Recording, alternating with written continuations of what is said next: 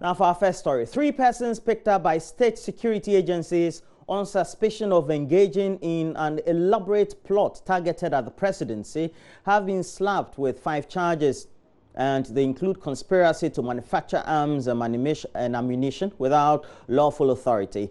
Well, government, in a statement released on Monday, said a joint security operation on Friday led to the retrieval of several arms, explosive devices and ammunition from locations in Accra and Pombaoleshi near Dodoa.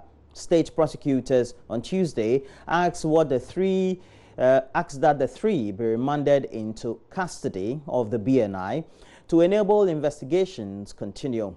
And there's more in the following report. The 3 charged at the district court are Dr. Frederick Yao Makpam, Donya Kafui, a local weapon manufacturer, and Bright Alan Deborah Ofosu. The charges include conspiracy to commit crime, manufacture of arms and ammunition without lawful authority, conspiracy to commit crime, namely possession of explosive and firearms without lawful authority, manufacture of firearms without lawful authority, and manufacture of explosives and ammunition without lawful authority. Their pleas were not taken by the court.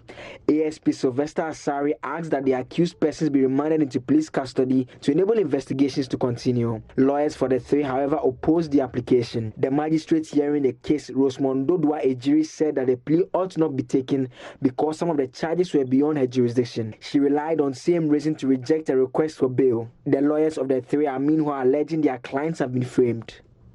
It is a setup. And at the end of the day, we will be happy that let government come. What they said they have found in the Mansard, they found nothing. They were there twice. I can tell you on authority. They found nothing in his house. But we've seen the list they are banding around that they found guns, they found all this. My clients have also admitted that, yes, he was in the hospital when the security agencies came. They went straight to where the generator is and brought a sack. And they said we found 5 pistols, pieces of pistols, cache over there. They have admitted that they found it, but as to the ownership, who put it there, is another issue. Hearing of the case continues on October 9.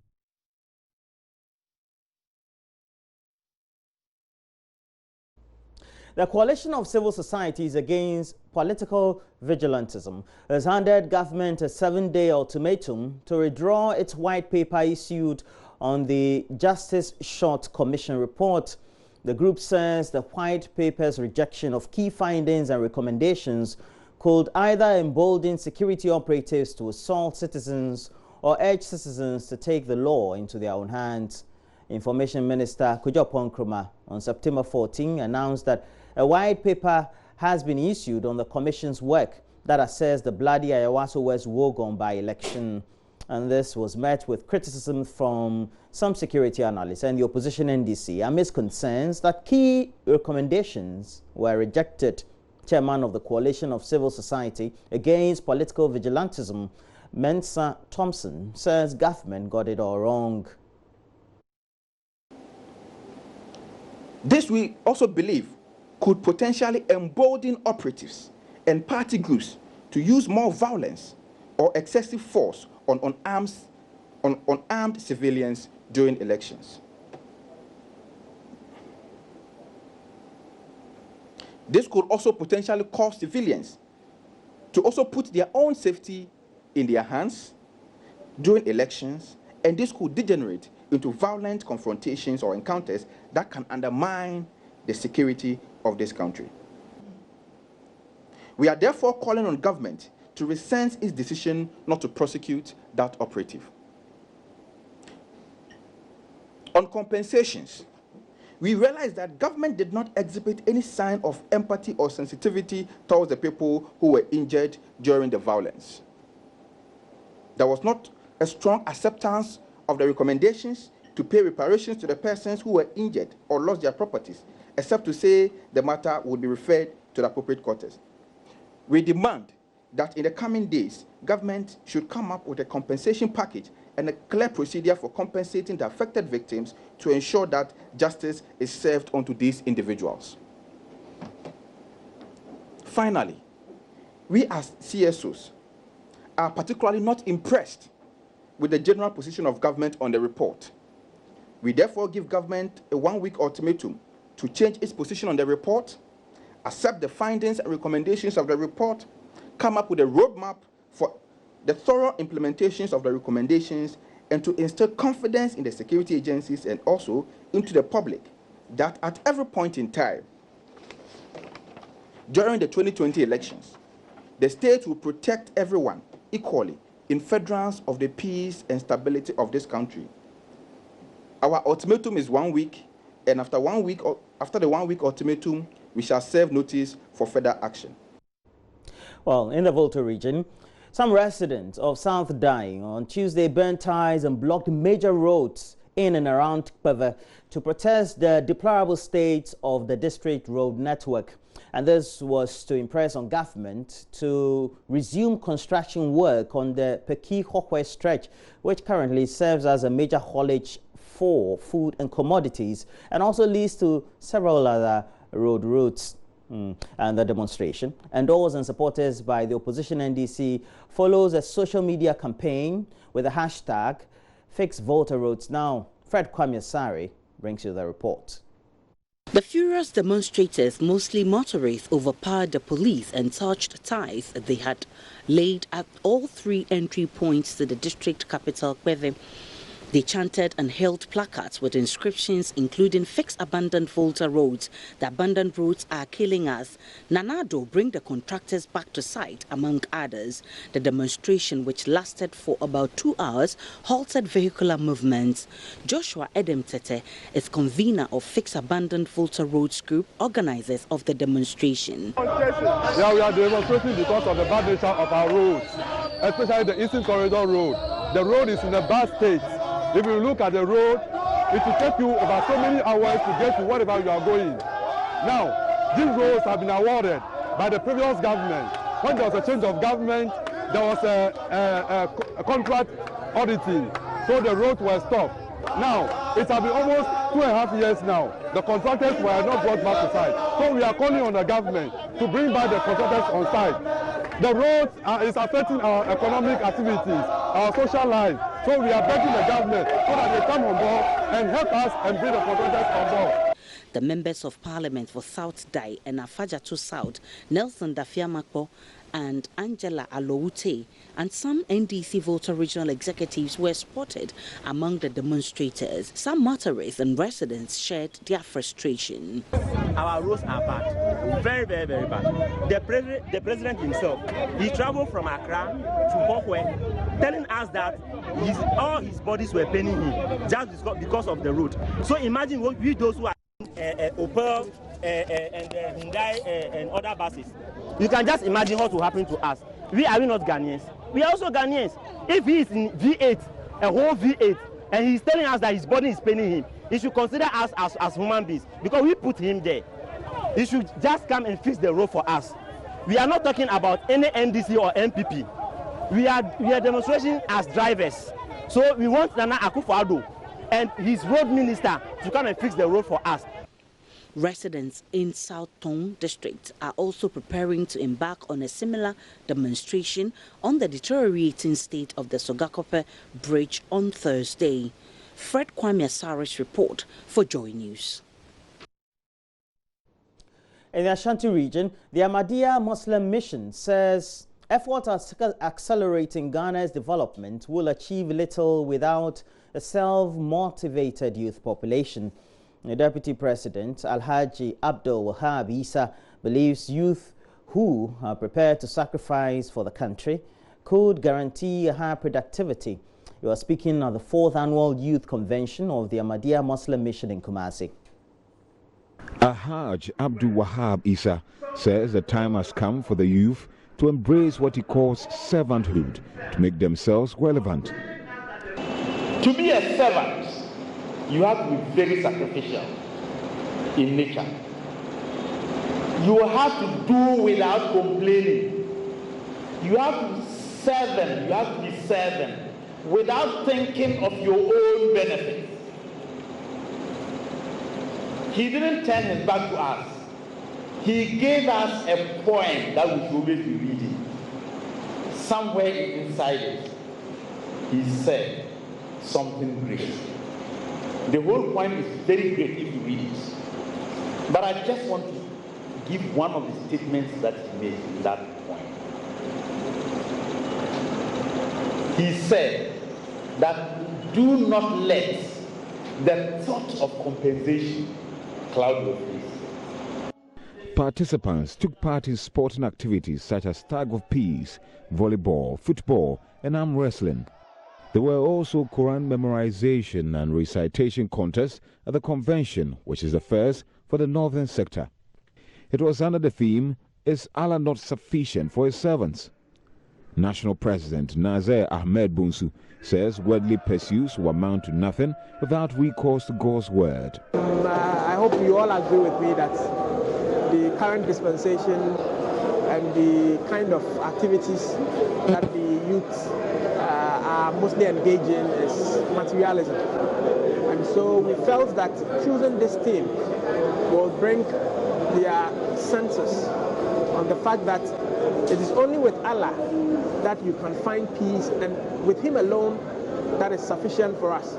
So if we happen to indulge or engage ourselves in the amassing of wealth without having time for our Creator, it will be bad on our part. So we chose this theme to let the youth know that it is through Allah alone and giving ourselves to Him that we can find peace. And Allah is enough for us all. Reporting for JoyNews, Kwesi Deborah. In our last story, an 80-year-old man, Alhaji Mahmudu Idrisu, has been retained for the fifth time as chairman of the Upper West branch of the Ghana Private Road Transport Union, the GPRTU. Alhaji Mahmudu polled 40 votes, whilst challenger middle-aged man Alhaji Moro Amadu also polled 30. Alhaji Mahmudu, in his victory speech, thanked the delegates for the confidence reposed in him and also promised that he will not let them down. Rafiq Salam brings us more. 4 years ago, Alhaji Mahmoud Idrisu, then 76 years of age, in securing a fourth-term victory as Upper West Regional Chairman of the Ghana Private Road Transport Union, promised members that he was not going to seek a fifth term when his tenure expires. Several branch chairmen started nursing their ambition to succeed him. However, they had a shock of their lives when the octogenarian chairman changed his mind and decided to run for a fifth term.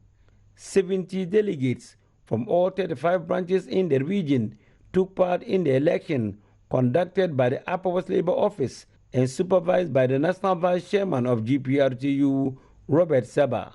In the end, Alhaji Mahmoud Idrisu romped to victory, polling 40 votes, whilst his challenger, Alhaji Moro Amudu, managed 30 votes. There were also wins for Baba Derabil, Alhaji Aziz Adams, and Siddiq Mohamed Lamin for the positions of Vice Chairman, First and Second Trustees, respectively. Alhaji Mahmoud Idrisu thanked the delegates for the confidence reposed in him and promised not to let them down. It is because of you that I have won the election. So I don't expect you to turn your back on me. You must be on the lookout to correct me when I'm going wrong. Earlier, Upper West Regional Minister Dr. Hafiz bin Sali appealed to drivers and other road users to exercise restraint on the roads and also follow road regulations to avoid needless accidents. I entreat the GPRTU to organize regular training programs in collaboration with the Ghana Road Safety Commission to upgrade the skills of your members. This will go a long way to reduce the speed of road accidents in the region.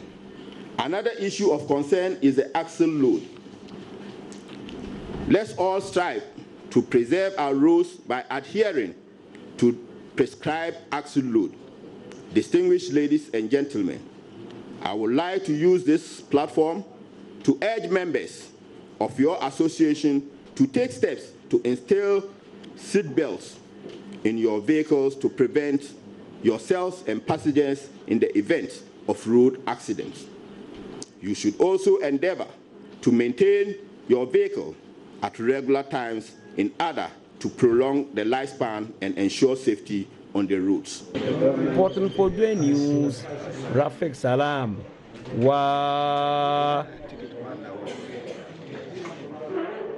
The chiefs and people of Joma and nearby communities in the Gan West municipality have given government a 3-month ultimatum to refurbish and commission an abandoned chips compound in the area.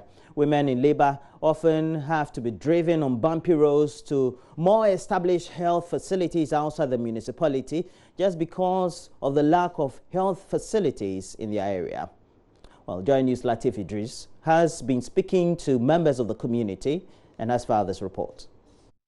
The photos, when you are going bang, bang, bang, bang, bang, bang, bang. So you were forced to deliver before the time? Yes. And so you lost it? Yeah, yes. The chips compound in the community has been shut for over 2 years. Some women have died while being moved from the enclave to health facilities in Accra and nearby towns. If we don't open the facility for them, they will be forced to open and access the place because they can't leave the facility for them to die. Recently, somebody died in this community whilst the issue can be resolved. But then, because there's no health facility, the person had to be sent to Oduman, and the person died on the way. That painful reality forced the Presby Church in the community to open up its premises for antenatal services. But after playing the benevolent role for the community over 2 years, the church said enough is enough, evicting staff of the Ghana Health Service and their clients. But now, the church people are saying they have some programs every Wednesdays, even every day throughout the week. So we don't have any place of weighing again. So there is a man at the nurse house too. So he accepted us. In his house, there is no chairs. There is no even mat to sit on it. So if you go there, we just sit down and lay our case on the floor. The ejection landed a heavy blow on expectant mothers who now had to travel on the convoluted road network in the area to access health care in either Oduman or Amasaman. When you want to go to the clinic, imagine driving from here to Oduman, or you go to Vicolis. It's a long journey, or going to Amasaman, or asking you to go for different place together. Because of the condition of the road, you might get there late, which will cause a lot of problem to you. Complications. A lot. Some women lost their child during that period. Others who have infection. Meanwhile, this chips compound, which was completed some 2.5 years ago, has been left unattended to over the period. And weeds plus goats, as you see in the background, have taken over the facility. What the community, particularly expectant mothers, want is for authorities to commission and put the facility to use so they can at least attend antenatal in dignity and save their unborn children. For them, the completion and commissioning of the facility will be priceless, considering the humiliation they've endured with their unborn children over the period. Elizabeth Deku is a mother of 2 who is expecting a third. She fears the stress she goes through following the eviction by the church and the absence of antenatal could affect the baby. People give birth in the house and sometimes causes death. Either the mother will die or the child will die. Or sometimes both of them do die. The sentiment shared by Elizabeth Deku resonates with the pregnant women in this area. 28-year-old Olivia is 6 months pregnant. She lost her first pregnancy in December last year, and she blames it on the absence of a health facility and the grueling journey she had to make on the pothole-riddled road network. We don't have clinic here, and we have a lot of problem. The problem is that our road is not good. The potholes, when you are going bang, bang, bang, bang, bang, bang, bang, and our car too in this road is not good because we don't have better roads, so we don't have better cars. So you were forced to deliver before the time? Yes. And so you lost it? Yeah, yes. And I spent a lot of money, not small money. The nearest health facility is at Oduman and Awoshi, but community health nurses were posted to this densely populated area by the Ghana Health Service to work and serve Joma and other communities. But after close to 3 years of completion, the facility has been abandoned. The ceiling is fast removing and the nets used on the windows have worn out. The facility, which was intended to save human lives, has now become a safe haven for livestock. I feel so sad. About what? About how the thing is, the facilities there was not open. But we have a government that will help us. But I don't know the reason why that is still there. Some expectant mothers and their newborn babies are already bearing the brunt of what residents describe as the Assembly's feet-dragging attitude towards commissioning of the facility. It's not easy at all.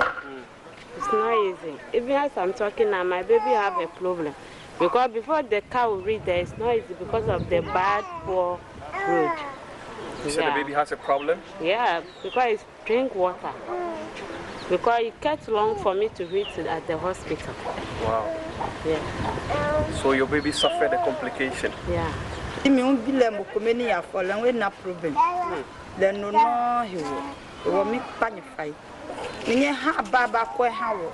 We are appealing to authorities to, as a matter of urgency, step in and make it operational.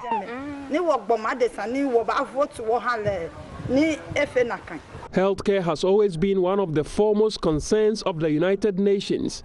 So SDG 3 is dedicated to delivering quality health and well-being.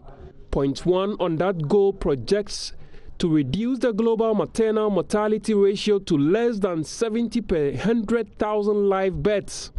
Point 2 on the same goal seeks to end preventable deaths of newborns and children under 5 years of age, with all countries aiming to reduce neonatal mortality to as low as 12 per 1,000 live births and under 5 mortality to at least 25 per 1,000 live births by 2030. But achieving that goal would be tough, if not impossible, if the people are denied basic health care, like the people of Joma and adjoining communities have had to endure over the years. Health Directorate in the municipality declined to explain if it has come to their attention. Meanwhile, JoyNews sources say the facility has not been operational because there has not been budgetary allocation for medical supplies needed to furnish the facility. Latif Idris, JoyNews, Joman. A touching story, Latif Idris. But that'll be it for the latest news headlines. We have more news. We'll review the newspapers next. Do stay with us.